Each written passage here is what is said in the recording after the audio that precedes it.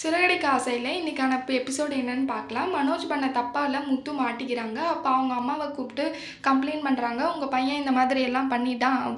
Principal வந்து ரொம்ப சிவியரா இதா இருக்காங்க. அவங்க எப்ப வேணா என்ன வேணா ஆகலாம் அவருக்கு. அதனால உங்க பையன கோர்ட் கேஸ்ன்னு ஆகுற மாரி இருக்கும். அவன நாங்க சீர்திருத்த பள்ளியில போடுவோம் அப்படின்னு சொல்லிட்டு விஜயா கிட்ட சொல்றாங்க. சார் நீங்க போடுங்க சார் அப்படின்னு சொல்லிட்டு விஜயாவும் முத்துக்கு எதிரா சாட்சி சொல்லிட்டு வந்துடுறாங்க. அப்போ வந்து அண்ணாமலை கேட்குறாங்க, நீ எதுக்கு விஜயா நீ முத்துக்கு எதிரா நீ இந்த மாதிரி சொன்ன, பெத்த அம்மாவே இப்படி சொன்னா அவங்க ஸ்ட்ராங்கா அந்த கேஸை எடுத்துப்பாங்கல்ல அப்படின்னு சொல்லிட்டு சொல்றாங்க. நான் மட்டுமா சொன்னேன், அங்க இருக்கிறவங்க எல்லாருமே அவனுக்கு எதிராக தான் சாட்சி சொன்னாங்க. இப்போ என்ன மட்டும் வந்து பிடிச்சி கத்திட்டு இருக்கீங்க அப்படின்னு சொல்லிட்டு விஜயா திரும்பி பேசுறாங்க. ஸ்டேஷன்ல இருந்து 2 போலீஸ் வராங்க. அவங்க வந்து நாங்க முத்துவ சீர்திருத்த பள்ளிக்கு கூட்டிட்டு போறோம். விடுங்க அப்படின்னு சொல்லிட்டு கேட்குறாங்க. அண்ணாமலை வந்து அவங்க கிட்ட ரொம்பவே கெஞ்சுறாங்க. சார் ப்ளீஸ் சார் விட்டுருங்க சார். அவன் அந்த மாதிரி பையன் இல்ல.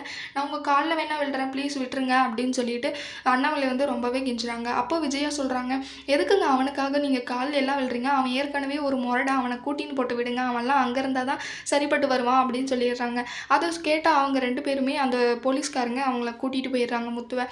முத்து எவ்வளவோ கேட்குறா, அப்பா என்னை கூட்டு விட்டுறாதீங்கப்பா நான் போகமாட்டாங்க அப்படின்னு சொல்லிட்டு.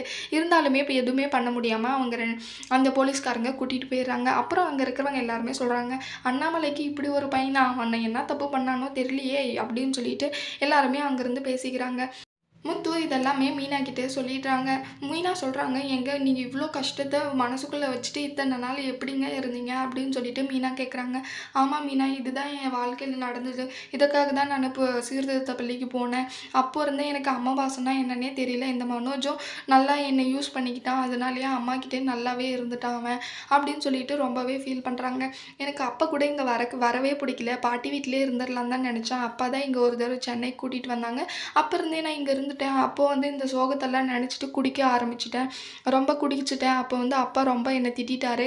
அப்போ குடிபோதையில் இருந்தப்போ எல்லா உண்மையுமே அப்பா கிட்ட சொல்லிட்டேன். அதனால அவருக்கு மட்டும்தான் எல்லா உண்மையும் தெரியும் அப்படின்னு சொல்லிட்டு மீனா கிட்ட சொல்கிறாங்க. மீனா, நீ மட்டும் என் வாழ்க்கையில் வராமல் இருந்தால் நான் இப்போ என்ன ஆயிருப்பேனே தெரியாது. நீ தான் மீனா என் வாழ்க்கையில் வந்து எல்லாத்தையுமே மாற்றின. ரொம்ப தேங்க்ஸ் மீனா அப்படின்னு சொல்லிட்டு முத்து வந்து மீனாவுக்கு ரொம்ப தேங்க்ஸ் சொல்கிறாங்க. நீ மட்டும் என் வாழ்க்கையில் வந்ததுனால தான் எல்லாமே மாறிச்சு அப்படின்னு சொல்லிட்டு முத்துவும் ஃபீல் பண்ணிட்டு சொல்கிறாங்க. மீனா சொல்கிறாங்க, இங்கே இனிமேல் உங்கள் வாழ்க்கையில் எதுவுமே நடக்காதுங்க. நான் இருக்கேன் உங்கள் கூட. நீங்கள் கிருஷிக்கு இப்போ தான் இதெல்லாம் ஏன் பண்ணுறீங்கன்னு தெரிஞ்சால் உங்கள் வாழ்க்கையில் இந்த மாதிரி நடந்ததுனால தான் இதெல்லாம் பண்ணுறீங்கன்னு இப்போ தான் எனக்கு புரியுது அப்படின்னு சொல்லிட்டு மீனா சொல்கிறாங்க. அடுத்து அஜயோட அப்பா ஸ்கூலுக்கு போகிறாங்க. அங்கே வந்து ஒரு இன்வெஸ்டிகேஷன் பண்ணுறதுக்கு ஒருத்தரை கூட்டிகிட்டு வராங்க. அவனுடைய மனநிலை எப்படி இருக்குன்னு சொல்லிட்டு ஒரு டாக்டரை கூட்டிகிட்டு வராங்க. அந்த டாக்டர் வந்து சொல்கிறாங்க, இனி இவன் வந்து இப்போ ஒரு ஆப்பிளை வச்சுட்டு காமிப்பேன், இல்லை இன்னொரு இடத்துல காசை காமிப்பேன். இது 2த்துல எது எடுக்கிறானோ நான் அதை வச்சு அவன் மனநிலையை புரிஞ்சுப்பேன். காசு எடுத்தானா மெச்சூரிட்டியாக இருக்கான்னு நினைப்பேன். ஆப்பிள் எடுத்தால் அவன் தெரியாமல் தான் பண்ணியிருக்கான்னு நினச்சி நான் புரிஞ்சுப்பேன் அப்படின்னு சொல்லிட்டு சொல்கிறாங்க. அப்போ மீனாவும் கிருஷை கூட்டிகிட்டு வராங்க. முத்துவும் அங்கே வராங்க.